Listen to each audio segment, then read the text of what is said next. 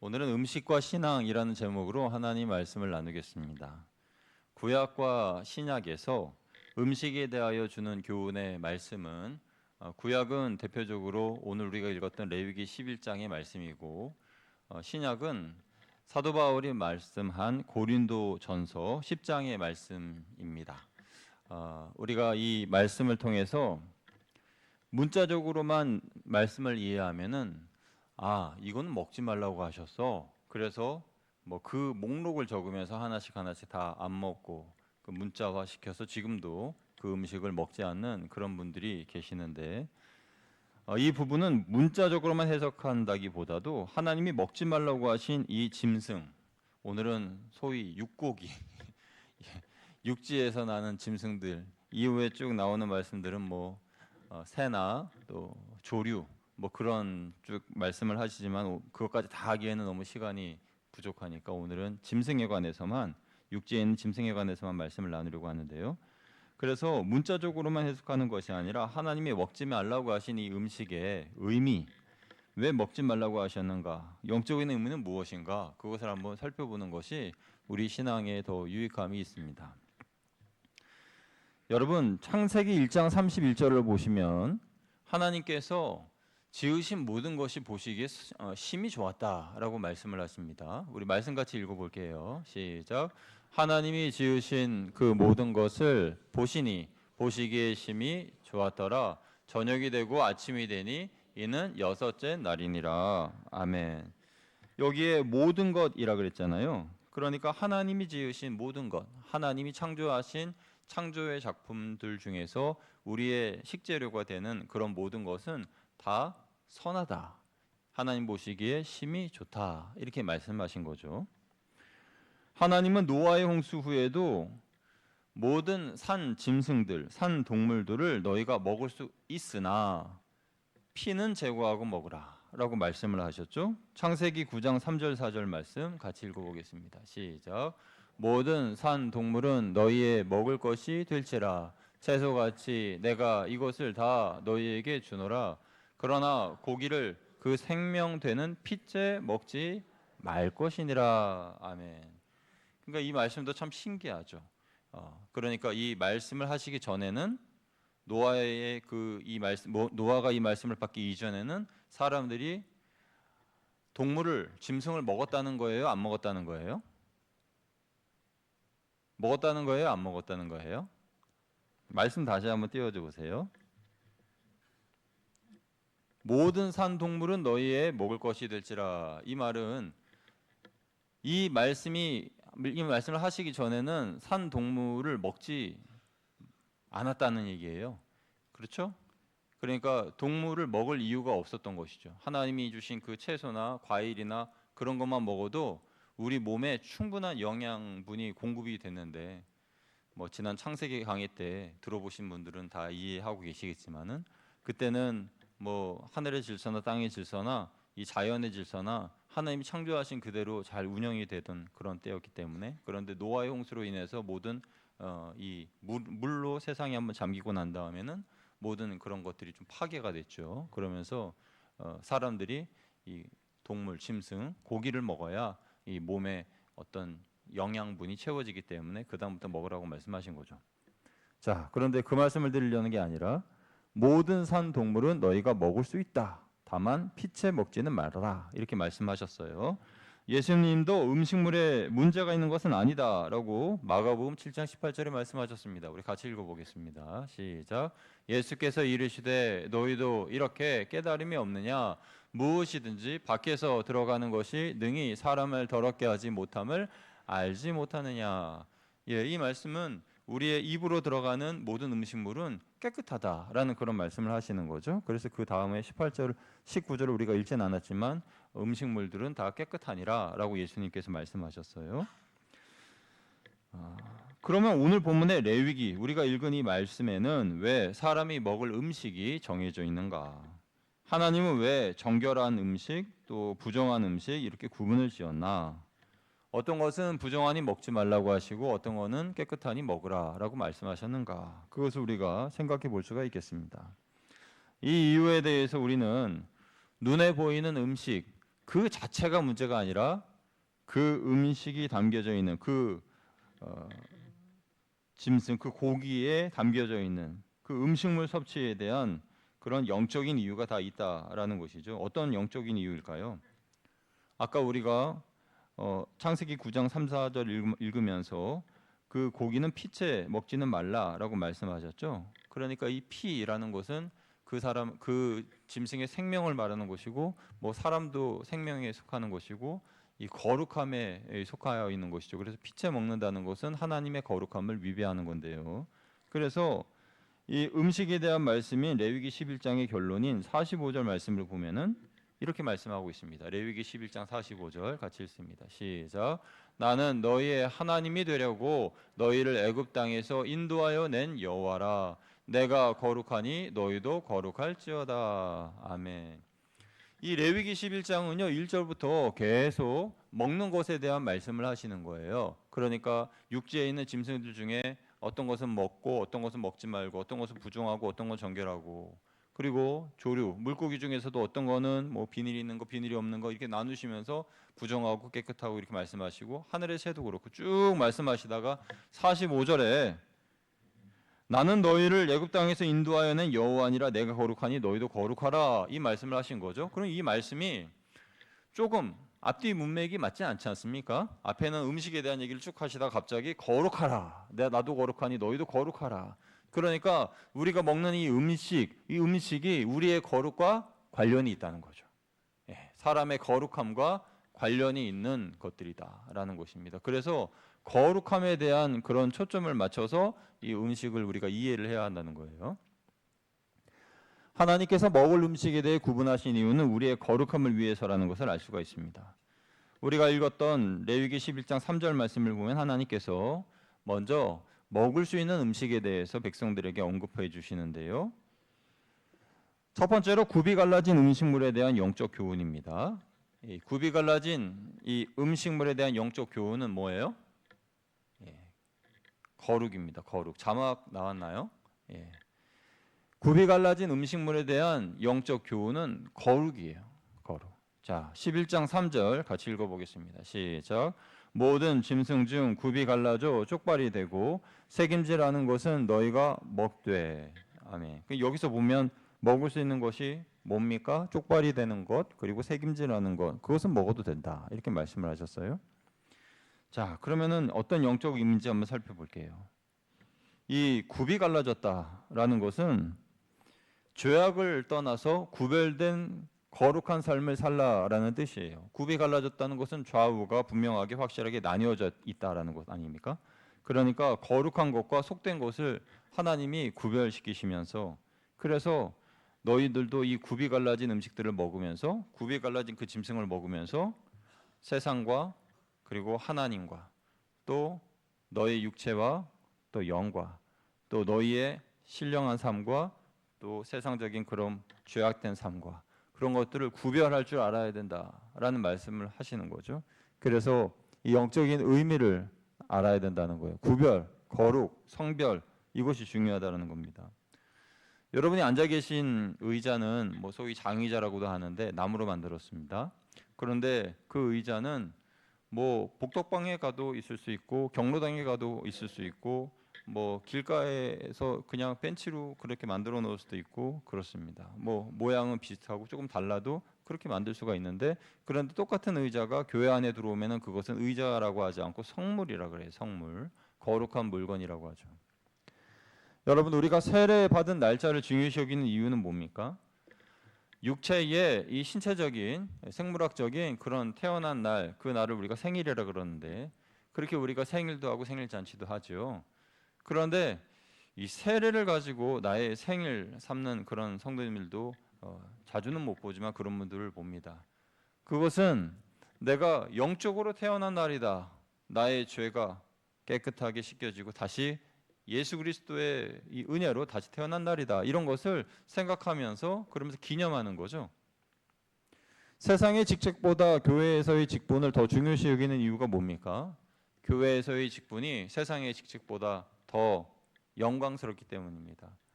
더 옳다라고 하지 않았습니다. 더 영광스럽다 그랬습니다. 그러니까 더 영광스러운 교회의 직분, 그 직분을 더 소중히 여겨야 하는 것이겠죠. 그래서 굽이 갈라져 있는 것을 먹으라 하신 이유는 거룩함을 위해 구별된 백성으로서 살라라는 그런 영적인 뜻이 담겨져 있어요.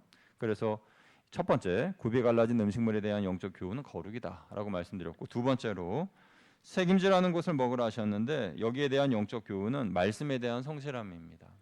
한번 따라하시겠습니다. 말씀에 대한 성실함.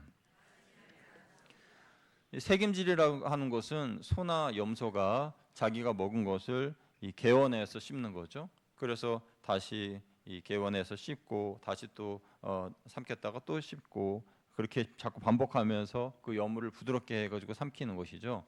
그래서 소화기가 약하기 때문에 그렇게 할 수밖에 없는 그런 짐승들이죠.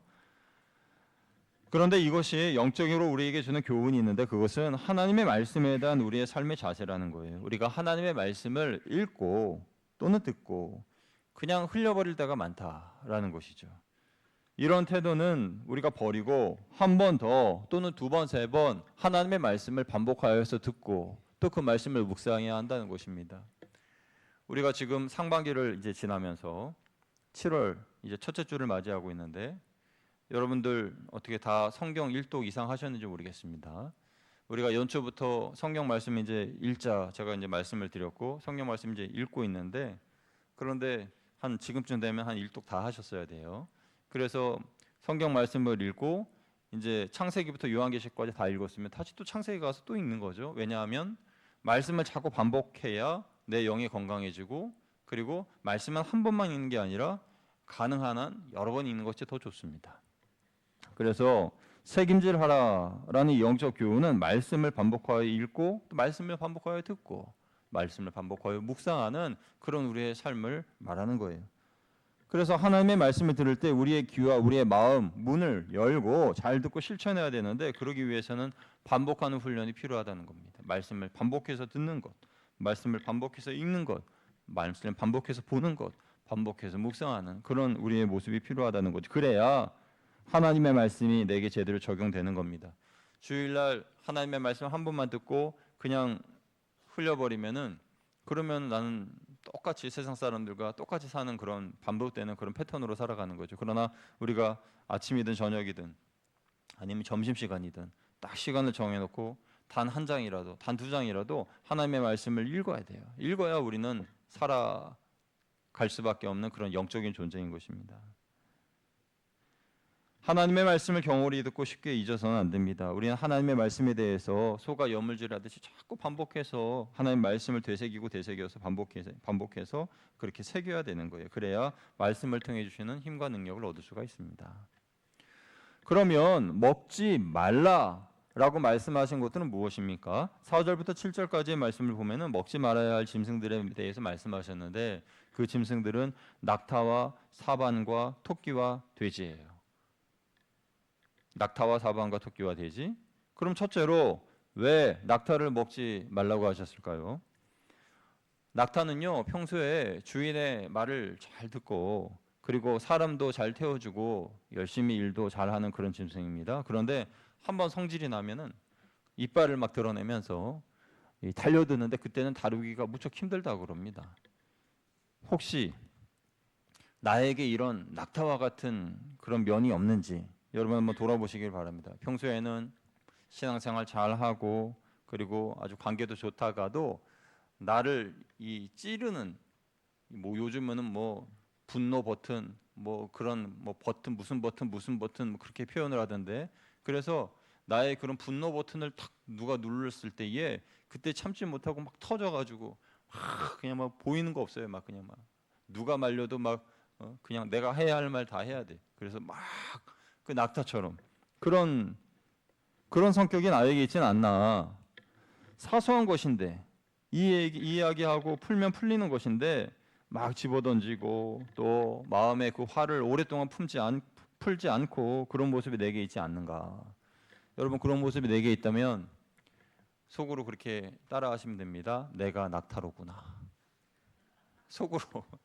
속으로 하시라고요. 따라하시지 말고 내가 낙타로구나. 그런 생각을 하시면 되는 거예요. 낙타 같은 사람이 되지 말아야지. 이런 생각을 하셔야 되는 겁니다. 그래서 낙타를 먹지 말라 말씀하셨고, 둘째로 왜 사반을 먹지 말라라고 하셨을까요? 이 사반은요, 히브리어로 샤판이라는 단어인데 바위 너구리를 말합니다. 바위 너구리. 이 바위가 많은 그런 짐바브웨와 같은 동부 아프리카에 사는 짐승인데요. 그런데 이 사반은 간사한 사람을 비유할 때에 사용하는 그런 단어예요. 사반. 그 짐승이 우리가 뭐 뱀 그러면은 뱀에 대해서는 안 좋은 이미지잖아요. 그런 것처럼 히브리 사람들도 사반 그러면은 아주 안 좋은 이미지인 거죠. 간사한 사람이라는 뜻인 거죠. 그래서 사반을 먹지 말라는 영적인 뜻은 간사한 사람이 되지 말라라는 뜻이고, 간사한 사람을 친구로 두지 말라, 조심하라, 이런 두 가지 뜻이 있는 거죠. 사반과 같은 사람 교회에 있어서는 안 됩니다. 신앙생활을 사람들이 보는 앞에서는 잘 하는데 뒤에서는 여기저기 이간질을 해요. 그래서 여기서는 이 말을 하고 여기서는 이 말을 하고, 그래서 그 말을 서로 조합해 보면은 그러면 완전히 엉터리인데, 그런데 여기서는 그럴듯하게 여기서도 그럴듯하게, 그런데 결국은 교회를 이간질시키는 그런 성도는 단 한 명만이라도 있으면 교회가 힘들어집니다. 우리 교회가 이렇게 평안하고 하나님 은혜로 지내는 걸 보면 우리 교회는 그런 성도가 한 명도 없는 것 같습니다. 아멘. 예, 그래서 얼마나 감사한지 모르겠어요. 셋째로 토끼를 먹지 말라라고 하셨어요. 토끼. 왜 토끼를 먹지 말라고 하셨을까요? 토끼는 이빨이 너무 날카로워서 그 이빨을 놔두면 계속 자라니까 그 나무 같은 것에, 이 바위 같은 것에 자기 이빨을 갉아서 자라지 못하게 해야 되는데, 그런데 토끼가 너무 작고 귀여우니까 아이들이 이제 채소 같은 것도 이렇게 해서 주잖아요. 그러면 얘가 이렇게 먹다가 확 깨물어요. 손을 확 깨무니까 다칠 수가 있잖아요. 그러니까 이거는 말, 언어 그런 것을 함부로 하는 그런 사람들을 상징하는 것입니다. 그래서 이 말로 인하여서 상대방에 상처를 입히는 사람들, 아무리 내 말이 옳다 그래도 상대방 이야기도 좀 들어주고 존중해 줘야 되는데 내 말만 하고 그리고 막 힘들게 하는 그런 사람들을 토끼로 비유한 것이에요. 그래서 사람이 말에 실수가 없으면 그것으로 성숙하다라고 말씀하셨는데, 그것처럼 이 말에 실수가 없어야 되는데 토끼처럼 말로 사람을 해치는 사람이 있다. 그래서 토끼를 먹지 말라. 넷째로 왜 돼지를 먹지 말라고 하셨을까요? 돼지. 아까 우리 점심에 먹었던 거 돼지고기 아니었어요? 돼지는요 무엇이든지 잘 먹습니다. 찬밥 더운 밥 가리지 않고 다 먹어요. 그런데 썩은 것도 먹어요. 썩은 감자, 썩은 고구마 같은 것도 이렇게 던져주면은 그냥 맛있다고 다 먹습니다. 근데 그렇게 먹고 난 다음에 아무데나 벌러덩 누워가지고 자요. 몸을 아무리 깨끗이 씻겨놔도 그냥 여기저기 뒹굴면서, 그래서 돼지를 깨끗하게 씻겨도 이게 뭐 얼마 안 가는 게 또 여기저기 뒹구니까 그렇게 씻겨놔도 소용이 없는 거죠. 그런데 하나님이 돼지를 먹지 말라 하신 이유는 돼지의 속성을 닮은 신앙이 되지 말라라는 뜻에서 하신 말씀이에요. 그러니까 하나님의 말씀만 받아서 먹어야 되는데 이단이나 사이비 같은 그들이 전하는 그런 교리, 그런 것도 맛있다고 먹어서야 되겠습니까? 그러면 안 되는 것이죠. 그건 썩은 음식이고 독이 묻은 음식이잖아요. 먹으면 죽는데. 그런데 먹는단 말이에요. 그러면 안 되는 거죠. 그리고 먹었으면 열심히 또 자기 일을 해야 되는데 그러지 않고 그냥 누워서 쿨쿨 잠만 잔단 말이에요. 봉사도 안 하고 헌신도 안 하고 충성도 안 하고 열심히 쿨쿨 잠만 잔다. 그런 성도들이 교회에 많이 있다라고 그러면 그 교회는 힘을 잃어버리죠. 그러니까 영적 잠을 깨서 열심히 주님이 맡기신 사명을 감당해야지요. 그래서 이 돼지를 먹지 말라라고 하신 거예요. 우리는 하나님이 먹지 말라 하신 낙타, 사반, 토끼, 돼지, 이 짐승들이 주는 영적 교훈을 기억하면서 그 속성들을 닮은 사람이 되지 말라라는 그 의미를 기억해야 됩니다. 그런데 그 핵심 단어, 그것을 먹지 말라, 그렇게 닮지 말라 하신 그 핵심 단어는 거룩이에요. 거룩. 거룩함을 깨뜨리기 때문에 구별된 삶을 살기 위해서 갈라진 굽의 짐승을 먹고, 또 말씀을 날마다 상고하기 위해 되새김질하는 음식을 먹고, 또 낙타와 사방과 토끼와 돼지의 속성을 닮지 않기 위해서 그런 음식을 먹지 말고, 뭐 이런 말씀이라 할 수가 있겠습니다. 여기서 제가 이제 말씀을 하시게 되면은 여러분 이제 큰 이제 딜레마에 오게 되는 거예요. 그럼 돼지고기를 먹으라는 거냐, 먹지 말라는 거냐? 그럼 평생 안 먹는 분도 계실 수 있을까봐 제가 여기서 말씀을 끝낼 수는 없고요. 바울이 주신 영적 교훈을 하나 더 말씀드리려고 합니다. 바울은요 고린도전서 10장 23절에서 우상의 제물을 먹는 것에 대해서 다음과 같이 말했습니다. 고린도전서 10장 23절 같이 읽어보겠습니다. 시작. 모든 것이 가하나 모든 것이 유익한 것은 아니요 모든 것이 가하나 모든 것이 덕을 세우는 것은 아니니. 아멘.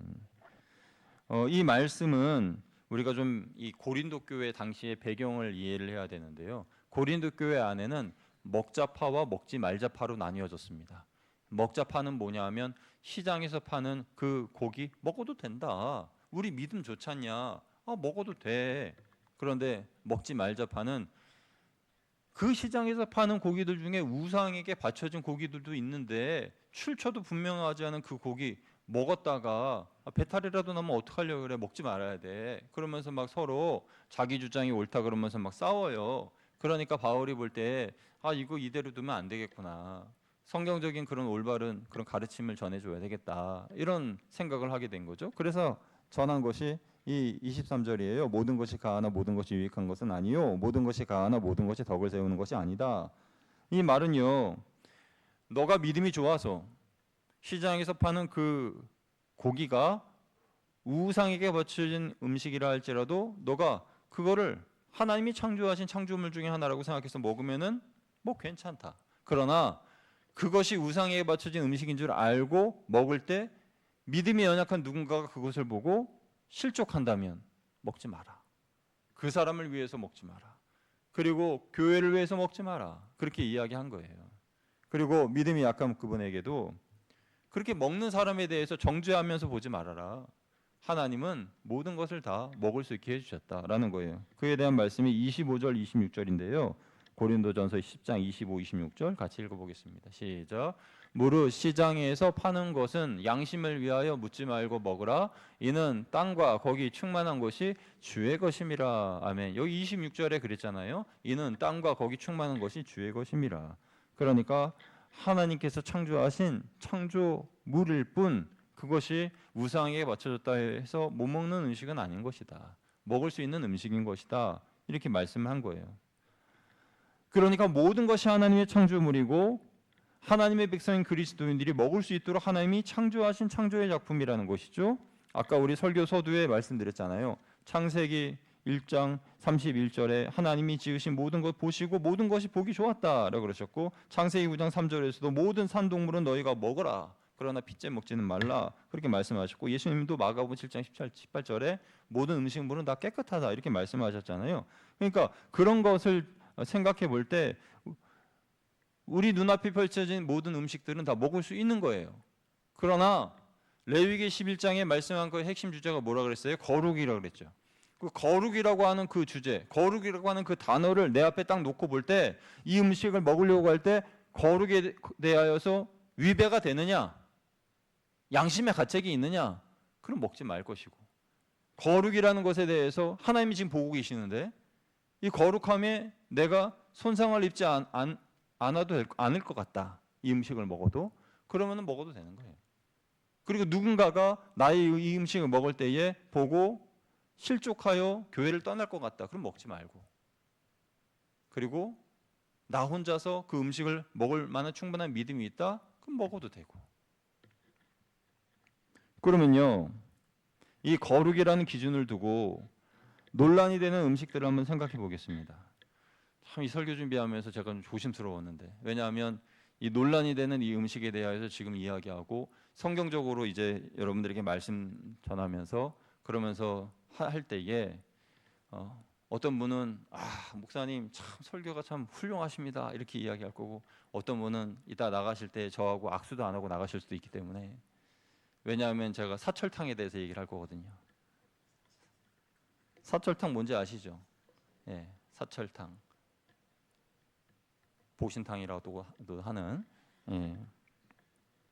먹을 수 있습니까? 먹으면 안 됩니까?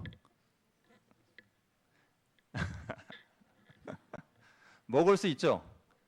제가 지금까지 설교 말씀 쭉 앞에 풀어드렸잖아요. 그 창조 하나님 창조하신 모든 것이 선하고 예수님께서도 입으로 들어가는 모든 음식물은 깨끗하다 말씀하셨고 그리고 창세기 노아 홍수 그때에도 핏째 먹지 말고 그냥 산 동물은 다 먹을 수 있다라고 말씀하셨으니까 먹을 수 있죠. 그런데요, 이건 어때요? 거룩이라는 주제를 놓고 한번 생각해 보세요. 거룩이라는 주제를 놓고 이걸 먹어도 되느냐 말아야 되느냐. 제가 얼마 전에 어떤 성도님들하고 식사를 했어요. 그런데 그 사철탕을 드시면서 그런 말씀을 하셨습니다. 이 고기 이게 엄청 부드럽네. 와, 잘 팼네, 잘 팼어. 와, 잘 팼어. 무슨 말인가 곰곰이 생각해보니까 이 고기가 부드러워지려면 개를 그냥 살아있을 때부터 죽을 때까지 두들겨 패야 되는데, 그 두들겨 패가지고 죽은 고기 때리는 게 아니라 살아있을 때 개를 그냥 두들겨 패가지고 죽여가지고 그래가지고 이게 먹으니까 이 고기가 너무 부드럽다는 거예요. 거룩이에요, 거룩 아니에요? 대답해 보세요. 거룩이에요, 거룩 아니에요? 거룩 아니잖아요. 여러분 아시시의 성 프란시스코는 산길을 걸어가다가 그 꺾어진 나무까지만 봐도 눈물을 흘렸는데 하나님이 창조하신 이 아름다운 나무 이 창조 작품이 너 하나님을 찬양하다가 팔이 꺾여서 얼마나 아프니? 그러면서 이 가지를 이렇게 묶어주면서 눈물 흘리면서 너 내가 이거 묶어줄 테니까 하나님 계속 찬양해? 그러면서 이렇게 묶어주기도 하고 꽃을 보면서 찬양하고 그 정도 영성은 아니어도 살아있는 짐승을 때려서 죽이면서 그러면서 식사할 때 이게 참 부드러운 거 보니까 잘 팼네, 잘 팼어. 그렇게 이야기하는 게 맞냐고요. 그러면 드시지 말라고 하는 게 아니에요. 드시더라도 그냥 드세요. 그냥 드시면 되잖아요. 꼭 그런 말을 해야 되냐는 거예요. 예? 제 말이 틀렸습니까? 그래서 거룩이라는 것을 기준으로 놓고 볼 때 나의 말, 나의 행동, 나의 생각 그런 것이 과연 내가 거룩한가? 그 거룩함에 위배되지 않는가? 그걸 생각해 보면 되는 거죠. 모든 음식 다 드실 수 있어요. 사철탕 드실 수 있습니다. 뭐 법으로 정하든지 말지 그건 뭐 정치인들이 알아서 할 일이고 그건 뭐 그때 정해지면 뭐 그때 뭐 하든지 말든지. 그런데 그게 중요한 게 아니고 성경적으로 보자는 거예요. 성경적으로 내가 그 음식을 먹어야 되느냐 먹지 말아야 되느냐. 성경에서는 먹으라고 얘기했지만은 그 먹는 것에 내 양심의 가책이 없고 거룩함에 위배가 되지 않는다면 먹을 것이고 위배가 된다면 먹지 말라는 거죠.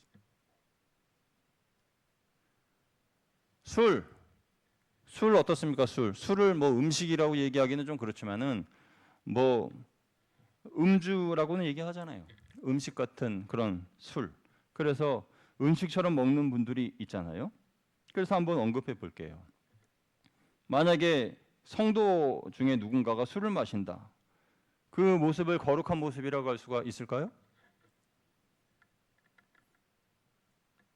여러분 제가 시민공원에서 치킨 한 마리 딱 시켜놓고 맥주랑 같이 딱 따가지고 그렇게 먹고 있는 모습을 여러분이 시민공원에 산책하시다가 봤어요. 시험에 들 것 같으세요? 안 들 것 같으세요?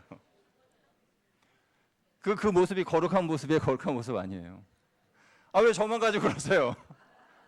저는 안 되고 뭐 누군 됩니까? 왜 저만 가지고? 거룩하지도 않고 누군가가 그런 저의 모습을 봤을 때 실족하고 시험에 빠지시겠죠. 그럼 하지 말아야죠. 뭐 취하지 않을 정도로만 먹어도 되는 거 아닙니까, 목사님? 그런 차원이 아니죠. 그런 차원이 아니고 이 음식이라는 이 개념으로 생각해 보면 그 모습을 본 누군가가 시험에 빠진다면 안 되는 것이고 거룩함이라는 기준을 놓고 볼 때에도 안 되는 것이고 그러니까 안 되는 거예요. 뭐 더 얘기 뭐 있을까요? 그 회식도 마찬가지죠. 내가 크리스천 상사라면은 그럼 이 회식의 문화도 좀 바꿔야 됩니다. 음식 문화도. 그 늦게 퇴근해가지고 가서 1차, 2차, 3차까지 막 술 마시고 막 음식 먹고 막 데리고 다니고 막 피곤하게 하고 그런 거 싹 다 없애버리고 그냥 딱 끝나고 난 다음에 그것도 일찍 뭐 6시 퇴근이라 그러면 한 5시 정도 딱 퇴근해가지고 가가지고 이제 저녁 다 먹고 차 한 잔 마실 사람 있으면 마시고 안 마실 사람은 그냥 가고 얼마나 좋습니까? 그렇게 하면은 이 젊은 직장인들 얼마나 좋아하겠어요. 이야, 역시 우리 부장님은 우리 교회에 어떤 교회의 안수 집사님이시라고 하더니 진짜 야, 훌륭하시구나. 그렇게 이야기하지 않겠어요? 성도들의 교회 생활에 있어서 가장 중요한 행동 강령은 타인의 신앙에 대한 배려입니다. 그래서 바울 사도는 모든 것이 가하나 모든 것이 유익한 것이 아니요 모든 것이 가하나 모든 것이 덕을 세우는 것은 아니라고 말한 거죠. 우리는 타인에 대한 배려가 있어야 돼요. 성도 간에도 그의 신앙에 대한 배려를 해줘야 됩니다. 그래서 나는 먹을 수 있는데 너는 못 먹는다 그러면 아유 저것도 못 먹어? 그럴 게 아니라 못 먹으면 못 먹는 대로 배려를 해주는 거고, 그리고 어느 한쪽의 그런 어떤 주장만이 옳은 것이 아니라 양쪽의 주장이 다 옳을 수가 있기 때문에 양쪽의 의견도 다 들어줘야 되는 거예요. 제가 가끔 성도님들하고 대화를 할 때 보면은 이 성도님들 간에 서로 언성이 높아지시는 때가 있는데, 그렇게 막 언성이 높아지시고 난 다음에 끝나고 난 다음에 저한테 하시는 말씀이 목사님 저희 싸우는 거 아닙니다 이렇게 이야기하시는. 근데 저가 볼 땐 분명히 싸우시는 것 같은데 저희 싸우는 거 아닙니다 이렇게 이야기하셔요. 아무튼 뭐 싸우는 거 아니라고 하시니까 싸우는 거 아닌 거 맞는 것 같은데, 그러면 이제 양쪽의 의견이 다 다르니까 그렇게 언성이 높아진 거 아니겠어요? 그러면 이제 이쪽 이야기도 듣고 이쪽 이야기도 들어봅니다. 그럼 다 양쪽이 다 일리가 있고 맞는 말씀인 거죠. 그런데 이제 한쪽 말만 들으면은 좀 이해가 안 되는 것이고 하는데, 그 이제 내 얘기만 맞고 당신은 틀리다고 생각하니까 그러니까 이제 싸움이 나고 언성이 높아지는 거죠. 양쪽 다 들어봐야 되는 거죠. 음식에 대한 이해나 또 신앙에 대한 이해나 또 거룩함에 대한 이해나 모든 것, 우리 그리스도인들이 누리는 자유 그리고 그에 따른 책임, 이것이 나를 위하여 존재하는 것이 아니라 첫째는 하나님의 영광을 위하여 존재하는 것이고, 또 둘째는 성도를 사랑하는 마음으로 서로를 견인하기 위해서 그렇게 존재하는 것인데, 나의 자유 그것만 중요시 여김으로 말미암아 상대방을 힘들게 하는 그런 일이 있어서는 안 된다라는 것입니다. 음식이든지 아니면 말이라든지 또 성도 간의 그런 어떤 교제라든지 모든 것이 다 그렇다는 거죠. 그래서 나의 자유를 남을 위해서 절제할 수도 있는 성숙한 신앙이 되어야 되겠다라는 것입니다. 음식에 대해서도 무조건 내 주장이 옳다고 주장하기보다 하나님이 주시는 이 영적 교훈, 영적 의미를 생각하면서 상대방을 배려해 줄 때, 또 거룩함이라고 하는 그 주제, 거룩함이라고 하는 그 단어를 놓고 내 양심의 거리낌이 있는지 없는지를 살펴볼 때 우리는 세상 사람들 앞에서도 하나 흠 없는 존경받는 그런 믿음의 성도들로 살아갈 수 있을 것입니다. 올 여름에도 하나님이 주신 음식들 잘 드시기를 주님의 이름으로 축복합니다. 맛있게 잘 드십시오. 그런데 나의 건강을 위해서 건강의 음식을 드시는 게 아니고요, 열심히 기도하기 위해서, 열심히 전도하기 위해서, 하나님의 사명 잘 감당하기 위해서, 그래서 건강한 음식을 많이 맛있게 잘 드셔서 건강하셔야 되는 거예요. 그래서 더 건강해지시고 성령 충만하셔서 올 여름도 승리하는 여러분 되시기를 주님의 이름으로 축복합니다. 기도하겠습니다.